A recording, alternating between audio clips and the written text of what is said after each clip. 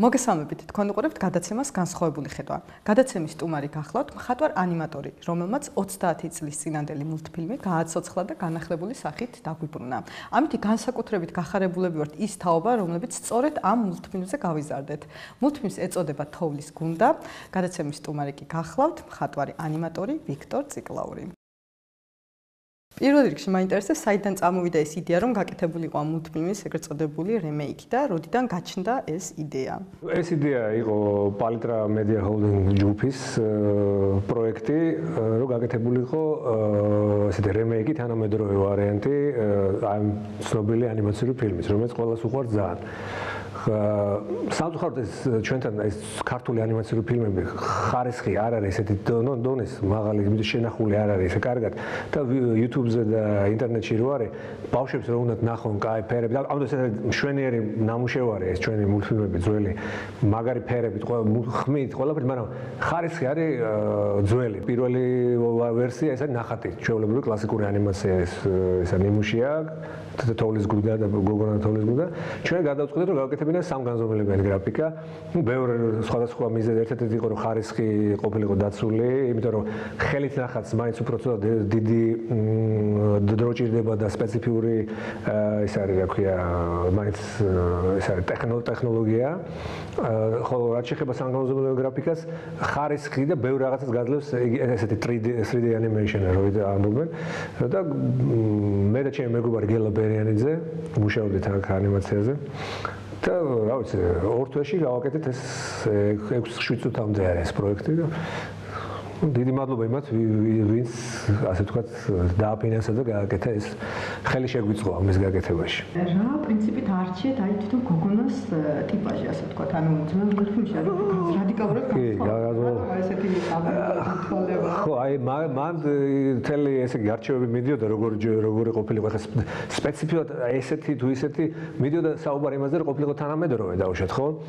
ახლა კიდე ერთი მომენტი, როცა შენ ნახატს ხატავ, იქ შენ განზოგადოება შეგიძლია, ნუ შეიძლება აი დაუშვათ უცებ იქ თვითონ ის ძველ ანიმაციურ ფილმში ბავშვი თითქოს ფეხში შველა დარბის ჩამოდის მთიდან და უფრო ბევრი რაღაც აი ორდეს აქ რაღაცა თავისი ესეთი ხიბლი იმისი რომ შენ შეგიძლია განაზოგადო სიუჟეტი. სამგანზომილებიან გრაფიკასაც შეუძლია, მაგრამ მაინც იქ რა არის უფრო რადგან ეს მოცულობითია ფიზიკური ასე ვთქვათ ფორმები აქვს უკვე პერსონაჟს, კონკრეტულად უნდა იცოდე, ნუ რას აკეთებ, ესე იგი ფეხში შველა ბავშვის გაკეთება კაბით ცოტა სამგანზომილებაში ვიდრე ფიზიკურად მოცულობა არის, აქ უკვე ჩანს, თითქმის აი როგორც კინო, ხო, აი ესეთი. გადავწყვეტეთ რომ ყოფილიყო ზამთრის ტანსაცმელში და ნუ პერსონაჟზე მიდიოდა აი გელა ჩემი მეგობარი მუშაობდა იმ გოგოს ასე ვთქვათ მოდელის აწყობაზე და იყო რამდენიმე ვარიანტი იყო, ბევრი რამდენიმე შესწორება შევიდა და საბოლოოდ ესეთი გამოვიდა როგორც ეს. მე ყოველთვის მიხარია ხოლმე რომ აკეთო რამე ახალი. ეს რემეიკი ყოველთვის კარგია, ძალიან მაგარია. ფერებში ყველანაირად კარგი გამოვიდა, მაგრამ რა თქმა უნდა, ხა ვინც მიჩვეულია ძველ პროექტს და ძველ ანიმაციურ ფილმს, იმათ უყვართ ის ნახატი, ის ასე რომ ეს ძალიან ბევრი არის, რომელიც ისახება ძალიან კაია, მოგვეწონა. კი, თავარი ამოცანა არის მოეწონება თუ არა თვითონ ბავშვებს, იმიტომ ეს ბავშვებისთვის იყო ეს გაკეთებული, რომ აი ეხანდელმა პატარა ბავშვებმა ნახონ, შეხედონ ლამაზი ფერები. იგივე სამწუხაროა, რომ ჩვენი ძველი ფილმები, რომელიც გაკეთებულია საქართველოში აი კომუნისტურ პერიოდში, კინოსტუდია რომ მუშაობდა, არის შექმნილი 180-მდე ანიმაციური ფილმი. ეს არის თოჯინური, ნახატი, რა ვიცი, სასწაულე, უდიდესი მხატვრები და ძალიან მაგარი ანიმატორები მუშაობდნენ ამ პროექტებზე. მაგრამ ძირითადად ამის დედანი იგზავნებოდა მოსკოვში. იგზავნებოდა და ნეგატივები არის იქ. ვინმე თუ დაინტერესდება, როდესმე გააკეთოს ესეთი არხი, სადაც იქნება მხატვრული ფილმების დოკუმენტური ქართული და ასევე რაც თავი ანიმაციური, კარგი იქნება თუ შეძლებენ და ციფრულზე გადაიტანენ აი იმ ნეგატივებს, იმიტომ რომ ძალიან მაღალი ხარისხია ეს გოგონა და თოვლის გუნდა ნახატი არის ძალიან ლამაზი ფერი, ძალიან ლამაზ ფერებში. სამწუხაროდ ჩვენი დედანი, რომელიც ახლა ინტერნეტში ტრიალებს და ვიდეო კასეტებზე იყო ადრე, ხო? ეს არის უკვე გახუნებული მდარე ხარისხის და ხმაც არ არის ისეთ დონეზე და ადოს ჩვენ ბავშვებს უნდა და ჭირდებათ ქართული სამწუხაროდ ტელევიზიებში ქართული ანიმაციური პროექტები არ გადის, არ ვიცი რატო ესე უყურებ. არა და ეხა ტექნოლოგია შენ გაძლევს საშუალებას, რომ ისეთი დიდი თანხები აღარ დაждდეს, როგორც ადრე იყო, ხო? ნუ შრომატევადი და ესეთი ერთ-ერთი ძვირადღირებული იყო ანიმაცია, მაგრამ დღესდღეობით კომპიუტერული ტექნოლოგიის განვითარების შედეგად გაქვს საშუალება, რომ შედარებით დაბალ ბიუჯეტით, მაგრამ კარგი ანიმაციური პროექტები გააკეთო ბავშვებისთვის, იმიტომ რომ ეს ძალიან მნიშვნელოვანია. მომავალი თაობა იზრდება და ქართული ანიმაცია არ არის და ეს ძალიან მნიშვნელოვანია პატარა ბავშვისთვის. ძალიან მაგარი პროექტებია უცხოურიც, მაგრამ ეს არის ერთეულები და უამრავი არის ისეთი სერიალი, რომელსაც ატრიალებენ, ისეთი ხარისხის რა, როცა შეიძლება შენ ქართული გააკეთო, ქართული სცენარი, იქნება ზღაპარი, იქნება თუ თანამედროვე რაღაც სიუჟეტები, რომელიც იქნება ძალიან ეს ჩვენ მომავალი თაობისთვის არის უმნიშვნელოვანესი რაღაცა ქართული პროექტები. რატო იკავებენ ტელევიზიები, მე არ ვიცი. კიდევ ერთხელ მე რომ უამრავ რაღაცაში დიდი ფული ხარჯება და გაცლებით ნაკლები თანხებით შეიძლება კაი პროექტები და სერიალები გაკეთეს ტელესივრცე შეივსოს ქართული პროდუქციით. ეს სიმღერა მაინტერესებს, ანუ რომელი დაედოს ისე ძველი? იცით რა, აი გახმოვანება ეს ახლა ანიმაციას რო ვაკეთებ, იქ არის კომპლექსური სამუშაოა, ხო? არის სცენარი, დაუშვათ, კლასიკურად როცა იწყებ, ხო? დამდგმელი მხატვარი არის, იქ ანიმატორები, კომპოზიტორი, რეჟისორი. ანუ ეს ხმას აქვს ფაქტობრივად 60% თუ მეტი არა, ну 60% მოთქვათ ესე 50-50-ზე და ზოგჯერ 60%-იც ანიმაციური პროდუქტის, ასე ვთქვათ, მნიშვნელობა, ძალიან დიდი მნიშვნელობა აქვს აი ამ პროდუქტში გახმოვანებას, მუსიკას და აი საუნდს და ხმას. ну სამწუხაროდ ორიგინალური რაღაცის დაწერა ეთქვა ვერ მოხერხდა, იმიტომ რომ დადებული არის კლიპი უბრალოდ მუსიკალური და სატესტო იყო აღებული ძველი აი გუდაგუდადან ხმები გახმოვანება. მაგრამ რა თქმა უნდა კარგი იქნებოდა რომ დადებულიყო ორიგინალური ხმა და მოხდარიყო გახმოვანება ანიმაციის და რა თქმა უნდა, იმიტომ რომ ყველა მიცის რომ მუსიკას უდიდესი მნიშვნელობა აქვს. მით უმეტეს მხატვრულ გახმოვანებას. ну თუმცა ნამდვილად კარგი ინიციატივა იყო ეს და კი, არა, ეს თვითონ პროექტი იყო ძალიან მაგარი და საინტერესო. მე რო დავიწყე ჯერ კიდევ ჩემი გზა ავიჩი ანიმაციური, მაშინ არსებობდა სულ სხვა ქვეყანა იყო საბჭოთა კავშირი იყო, კინოსტუდია ქართული ფილმი არსებობდა, თავისი საწარმოთი, მართალია იყო ორი ცოტა გარჩებოდა უკვე სულ ზღაპავდა, მაგრამ მაინც ის ძველი დიდება ქონდა და რომ მივედი მაშინ ნახე ეს იყო ჩემზე ძალიან დიდი შთაბეჭდილება მოახდინა, იმიტომ რომ იქვე იყო ეს მის რა ქვია საზამთროს თოჯინები, წარმოიდგინე კარლოს ლაკაურის თოჯინური ანიმაციური ფილმის ეს იმაში ვიტრინაში დევს, იქ წუნა და წრუწუნას ესკიზები, ეს ყველაფერი მოქმედებს. გაიგე, ეს მთელი ისტორია ქართული ანიმაცია, ეს ბევრი ქვეყანა ევროპული ვერ დაიკვეხნის ისეთი ტრადიციები როგორც ჩვენ გქონდა. იმიტომ დიდი ბიუჯეტი იყო საბჭოთა, მაშინ მოდიოდა ფული და შესაძლებელი იყო რომ გაკეთებულიყო როგორც მხატვრული დოკუმენტები და მის უმეტეს ანიმაციური ფილმები და აი ავირჩიე ეს პირველი პროექტი რომელიც იყო ესე იგი რომელზეც მე ვიმუშავე, ეს იყო მძლეთა მძლე. და სიმართლე გითხრათ, ტრადიციულად ესეთი რაღაცა როცა მიდის ახალ ბედა მხატვარი დავუშვათ კინოსტუდიაში, მას სვამენ ჯერ ან ამოხატვაზე ან ფაზებზე რომ უყურებენ რამდენად კარგი ხელი აქვს და რაღაცა. მაგრამ მე რომ მივედი უკვე ეს პერიოდი იყო, როცა ძალიან ჭირდა ანიმატორები, ფაქტობრივად ერთი-ორი ლეგენდარული ადამიანი იყო იქ დარჩენილი და ამირან ისიანი იყო რეჟისორი, სამხატვრო აკადემია ასევე დამთავრებული და გითხარ რომ აბა ბიჭი ისა მე და ვალერი ხარიტონაშვილი რომელიც ახლა ამერიკაშია წასული, ჩემი კურსელი, გითხარ რომ ბიჭი მოდით არ გიდეთ წავდოთ რაღაცა გააკეთოთ და მოგცა სცენები და ერთ-ერთი პირველი სცენა იყო ყაჩაღს მოაქვს ესეთი ტახის თავი რა და ჩემი სუპირველი ანიმაცია ზოგადად რა და იქ რო ვაკეთებდი რაც ამერია ციკლი და გამოვიდა ესე კოჭლი. ხო და მოეწონა რეჟისორს და ჩავსვათ და იყოს ეგ კოჭლი ეს ყაჩაღია და ეს იყო ასე საწყისი. კი. და ეს იყო პირველი ისე, მაგრამ სამწუხაროდ მე მოხდა ეს მთელი ამბები რომ დაშლა ისე დამოუკიდებელი საქართველოს პირველი წლები არეულობა რაღაცა უკვე აღარავის არ ცხელოდა ანიმაციისთვის. ეს იყო უკვე ხალხი იბრძოდა გადარჩენისთვის, მაშინ არავის არ ცხელოდა ამ საქმისთვის და მაგრამ მე მოხდა დიდი გადატრიალება თვითონ ანიმაციაში. წარმოიდგინეთ, საუკუნის დასაწყისიდან 80-იან წლებამდე, ხო, 80 წელი არაფერი არ იცვლებოდა ანიმაციურ ტექნოლოგიებში, როგორც დისნეის სტუდიაში მიიღეს კლასიკურად იქ რასაც გაკეთებოდა. ორი მიმართულება იყო ძირითადად კომერციული, ეს იყო ნახატი და თოჯინური მოცულობითი. იყო რა თქმა უნდა იქ ქვიშაზეც ექსპერიმენტები იყო რაღაც თოჯინებით, რა ქვია, ღილებით, რაღაც საგნებით ეს საავტორო ანიმაცია, მაგრამ ძირითადად აი კომერციული ანიმაცია, რომელიც აი დიდი თანხა თანხები შემოქონდა, ეს იყო რაც მოიგონეს Disney სტუდიაში. ანუ ნახატი ანიმაცია. რატო ნახატი? იმიტომ რომ ამერიკაში ძალიან მაგარი იყო კომიქსების კულტურა იყო მაღალ დონეზე და ნახატი იყო პრიორიტეტი. არა იმდენ თოჯინური, თუნდაც თოჯინური ანიმაციებიც იყო საუკუნის დასაწყისში, მაგრამ Disney-ის სტუდიაში აეწყო კონვერული სისტემა სრულმეტრაჟიანი ანიმაცია. ეს იყო რევოლუცია 1927 წელს პირველი სრულმეტრაჟიანი ანიმაციური ფერადი ანიმაციური და ხმებით ყველაფერი ფიფქია და 7 ჯუჯა. ეს იყო ბომბა რო გასკდეს აი ესეთი ისა და იმის შემდეგ მოდის და 80-იან წლებამდე ეს იყო აი ხელუხლებელი ინდუსტრია. 1984 წელს დარეგისტრირდა ეგეთი სტუდია Pixar-ი. ეს იყო Steve Jobs-ის საოცარი სტუდია, რომელიც თავიდან Steve Jobs-ი აპირებდა კომერციული კომპიუტერების შექმნას სამედიცინო სფეროსთვის. ანუ აი დავშეთ ხელის გადატეხვა, იქ რო გამოსახული იყო როგორ იყო ანარაც შინაგანი ორგანოების ოპერაცია, მაგრამ ეს 80-იან წლებია წარმოადგენდა ექიმებმა თქვეს უარი რომ ჩვენ ეხა ამის ათვისების თავი არ აქვს, თავი დაგონება და Steve Jobs-ი აპირებდა ამის გაყიდვას. მაგრამ მოხდა ერთი მაგარი რაღაცა, იქ გრაფიკოსებმა თვითონ გადაწყვიტეს რომ ძალიან დიდი როლი ითამაშეს რომ სტუდიაში მოსულიყო ეგეთი პიროვნება როგორც არის ჯონ ლასეტერი. დღეს არის აქამდე იყო Disney-ის მხატვრული ხელმძღვანელი სტუდია Disney-ის. აი ამ ლასეტერმა დიდი როლი ითამაშა რომ 3D, ანუ კომპიუტერული გრაფიკა გავხდარიყო არა უბრალოდ რაღაცა ესეთი რაღაც მეცნიერული იმიდან დარგიდან გავხდარიყო არტი, ხელოვნება რა და მან შემოიტანა ეს პრინციპები რაც Disney სტუდიაში იყო, იმიტომ რომ თვითონ კლასიკური ანიმატორი იყო და დაიწყო 10 წლიანი მაგათი ეპოპეა მზადება დიდი ფილმისთვის და 95 წელს, 1995 წელს გააკეთეს თოჯინების ისტორია. და ფაქტიურად გადაატრიალეს მთელი ინდუსტრია რა. ჰოლივუდში დაიწყო დახურეს მთელი 2D ანიმაციური სტუდიები ნელ-ნელა დაეხურა, იმიტომ რომ ამ 3D-მ იმხელა შესაძლებლობა მისცა.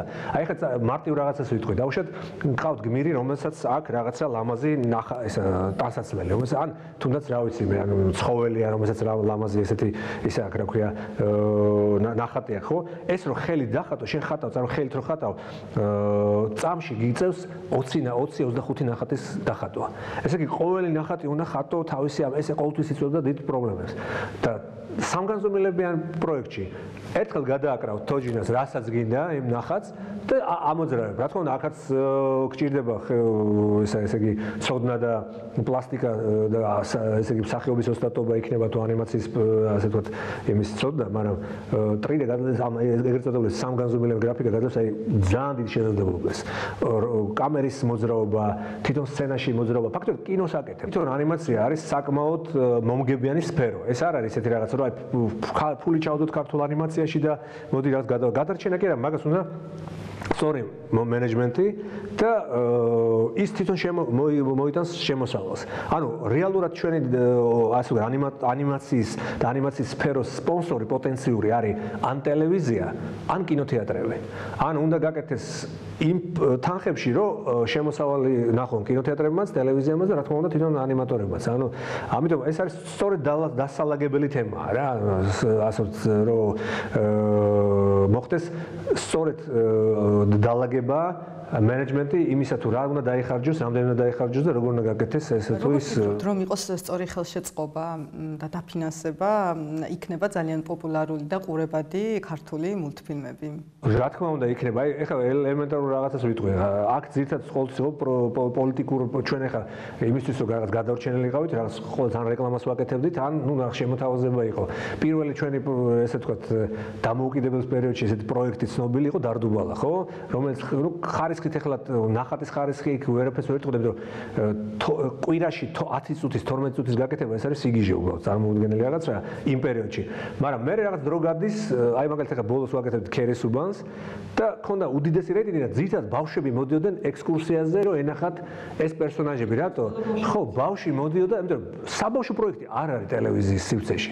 მაგათთვის ეს იყო საერთოდ არ აინტერესებდა შეიძლება პოლიტიკა, მაგრამ ეს იყო სახალისო რაღაცა ქართული ხუმრობებით, ქართული ესა იცით რა მომენტია, შეიძლება ნახო რა თქმა უნდა მაგარი უცხოური პროექტის, მაგრამ როცა შენ სცენარი, ხუმრობები, დიალოგები არის შენ ისეთი რომელიც შენ გაიგებ, იხუმრებ, გაიცინებ, ხო? ეს სხვა ელფერს აძლევს, რა თქმა უნდა, ხო, ახლოს არის ბავშვებისთვის და ამ პროექტს ქონდა ძალიან დიდი რეიტინგი, მიუხედავად იმისა, რომ იგივე დაუშვათ სხვა დიდ რეიტინგიან პროექტებსაც დიდი ფული ხარჯებოდა ტელევიზიაში ბიუჯეტში, ამას ამხელად თანხები არ ჭირდებოდა, მაგრამ რეიტინგიც საკმაოდ მაღალი იყო. ხა ბავშვებს ზირთად ბავშვები მოდიოდნენ, ჟურნალისტებს თავის შვილები მოყავდათ, უყურებდნენ აი ჩვენ დიდი პლაკატი ქონდა ესეთი პერსონაჟების და ეს ბავშვები მოდიოდნენ და უყურებდნენ. ანუ რა დავინახე, იცი რომ ბავშვებს უნდათ ქართული ანიმაციური ფილმები რა, უნდათ რა. და მასალა და რა ვიცი, ისა შესაძლებლობები არის, აი გახსნილი უზარმაზარი ოკეანეა იდეების, იგივე ზღაპრები იქნება, თანამედროვე ისტორიები იქნება, რამე საინტერესო სცენარისტების. ანუ კიდევ ერთხელ ეს უკვე აღარ არის ძალიან დიდ თანხებთან დაკავშირებული აღარ არის. ეს ტექნოლოგიები ისე განვითარდა, კომპიუტერული პროგრამები, შესაძლებლობები გვაქვს. გავაკეთოთ საკმაოდ ისეთ ბიუჯეტში, რომელიც აი ჩაეტევა ტელევიზიის ესეთი არ იქნება მაგათთვის ესეთი დიდი ტვირთი, მაგრამ იქნება ძალიან მაგარი რეიტინგი, იმიტომ რომ ბავშვებს უნდათ, არა მარტო ბავშვებს, მზეზე მუშაობდით ჩვენ რაღაც პერიოდი მე და ჩემი მეგობარი გიორგი რეხვიაშვილი და იქ გავაკეთეთ ესეთი ეგრეთ წოდებული აი ესეთი ნახატის რუსები ეძახდნენ პერეკლატკა, ანუ ესეთი სტილით კვაჭი კვაჭანტირაძის სერიალი, რეჟისორი იყო დათო სიხარულიძე. ესეც ატვირთულია YouTube-ზე, ხალხს ძალიან მოწონს. მზე მაშინ ახლა არ ფარავდა დიდ ესე იგი რადიოს რუსთავის და იმედისთან განსხვავებით, მაგრამ აი დილით რომ მივიდოდი სამარშრუტოში ან ტაქსის ჩაუჯდებოდი, რო ვეტყოდი რომ აი რას აკეთებ შვილო რა სადმუშაობ, აი მეთქი აი მზეზე ვაკეთებ იმას, კვაჭი, კვაჭი, რა მაგარია ქართული, ესე იგი ყველა უყურებს ქართული გახმოვანება, ქართული სცენარია, გესმის? შენია, გესმის? ეს ხალხი უფროსებიც ხალისობენ ანიმაციაზე. გააჩნია როგორ რა ფორმით შესთავაზებ ამას ყველაფერს, ხო? ხო. კი, ყველა უყურებდა. ნუ გადაიმესა რომ ეხა პოლიტიკური რაღაცა მომენტი იყო, კიდევ ერთხელ ვიმეორე, ბავშვები, რომელიც აი პირველი, მეორე კლასელი, რომელსაც ეხა საერთოდ აზრი არ არის რა ის არის, ხო? მოდიოდნენ აი ეს პინგვინი, ზებრა, დაუშვათ ის ვიღაცა სუხო, აი უყურებდნენ, ამიტომ ჭირდებათ ბავშვებს, ყველას ჭირდებათ რაღაც გმირი თავისი, ხო? ეხლა უცხოელებს ყავთ თავისი გმირი, ხო? ბედნიერი ხალხია, რაღაც ინგლისში ვიცხოვრობ, საფრანგეთი იქნება. ყველაზე ისეთ ქვეყნებში, აი აღმოსავლეთ ევროპაში, ჩეხები, პოლონეთში, ყველგან არის ეს თავისი ანიმაცია. გარდა იმისა, რომ აუთსორსინგს აკეთებენ, იგივე უცხოურ სტუდიებზე მუშაობენ, იმიტომ რომ ფული მაინც დასავლეთშია, დიდ ქვეყნების იქ სხვა ბიუჯეტია, რა თქმა უნდა, იქიდან მოდის დიდი დაფინანსება.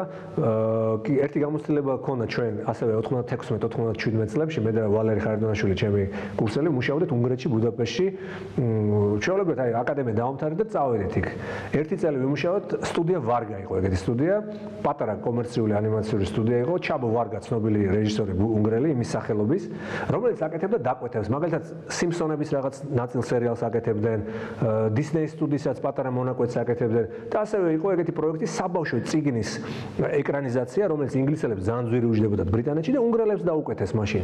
ეს იყო ნახევარ ფასზე უფრო ნაკლებად გააკეთეს და ჩვენ ბულგარელები, სლოვაკები და რუსები ვიყავით როგორც აი დაქირავებული მუშახელი მაშინ. ნუ ჩემთვის ეს იყო ძალიან დიდი გამოცდილება, იმიტომ რომ მე ვიყავ 23 წლის და იქ პირველად ნახე კინოსტუდია ქართული ფილმი უკვე ასე ვთქვათ დაიშალა და არ იყო ის ინდუსტრია აწყობილი, აი რა დავშე 60-იან წლებში რომ მივსულიყავ 70-იან წლებში იქ ნახავდი რაღაც როგორ მუშაობდნენ, მაგრამ ნუ ჩემი პერიოდი დაემთხვა უკვე აი ბოლო წლებს.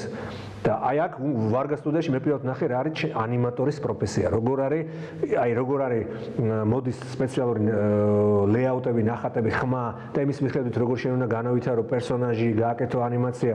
ეს იყო ძალიან დიდი გამოცდილება და რო ჩამოვიდი ვიყავი აი ძალიან ანთებული რომ იქნებ აქაც უნდა გავაკეთოთ რაღაცა, მაგრამ მაშინ ეხლა 97-18 წლებში მოგეხსენება რა სხვა სიტუაცია იყო.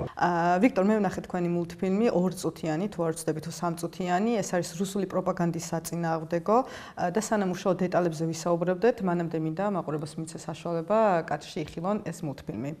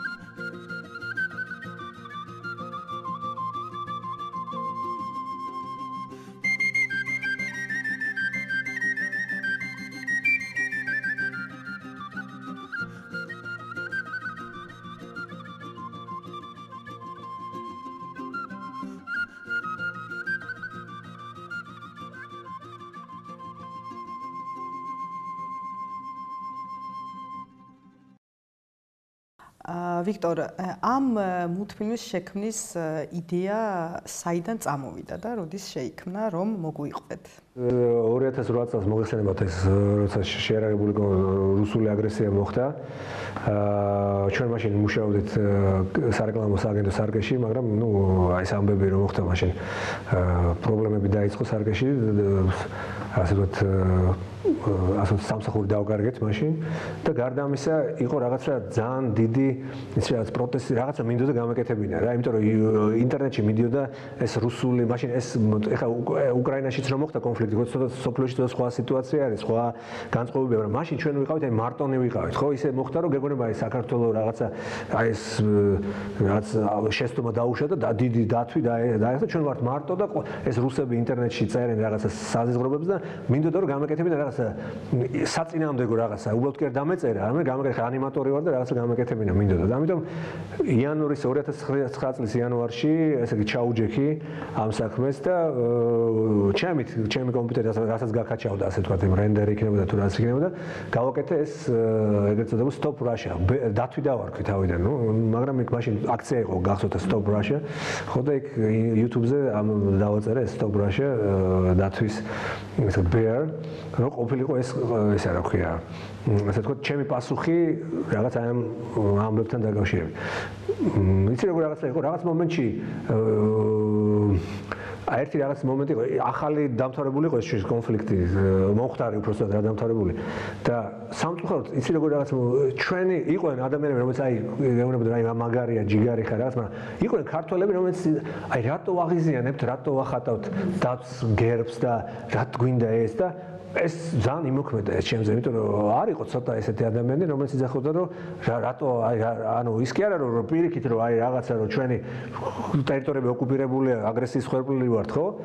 რაღაცა რომ დავდე ეს YouTube-ზე იყვნენ ადამიანები, რომელსაც აიცა, აუ, ადგინე ეს, რატო გავაკეთეთ, რატო აღიზიანებთ კიდე იმ რუსებს და რაღაცა და ეს ცოტა ჩემზე ისე იმოქმედა, მაგრამ ნუ ეს არაფერი არ შეცვალა შენ ხრიდან ეს მაინც იყო აგვისტოს 4 თვე დამჭირდა ამის გასაკეთებლად და აგვისტოსთვის 1 წლის თავზე YouTube-ზე დავდე ეს ანიმაციური ფილმი.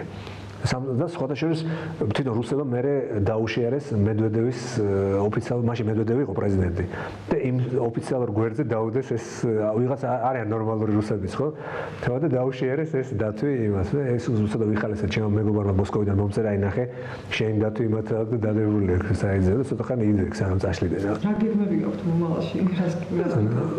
გეგმა არის ერთი ყველაზე მნიშვნელოვანი ჩემთვის ალბათ რა ვიცი ისეთი ჩემი პროფესიიდან და ცხოვრების მოღვაწეობიდან გამომდინარე ძალიან მინდა მე და ჩემო მეგობრებმა გავაკეთოთ სრულმეტრაჟი ანიმაციური სრულმეტრაჟიანი ფილმი კინოთეატრებისთვის, ქართული პროექტი. აი ამაზე მუშაობთ, ნახოთ ალბათ თუ გამოგვივა, ძალიან გვინდა რომ ეს გავაკეთოთ, ბევრ რაღაც ნიუანსებთან არის დაკავშირებული, მაგრამ იმედია ესე იგი მოვაბავთ თავს და გავაკეთებთ. წარმატებებს გისურვებთ, იმედი მაქვს რომ თქვენს ძალიან საინტერესო სიახლეებს ჩემს მაყურებელს ექსკლუზიური სახით მივაწოდებ. დიდი მადლობა და წარმატებები ასევე. დიდი მადლობა კიდევ ერთხელ რომ გვესტუმრეთ და მოგვაწოდეთ ესეთი საინტერესო ინფორმაცია, გისურვებთ წარმატებებს. თქვენ უყურებდით გადაცემას განსხვავებული ხედვა, გადაცემის სტუმარი გახლავთ მხატვარ ანიმატორი ვიქტორ ციკლაური. მომავალ შეხვედრამდე.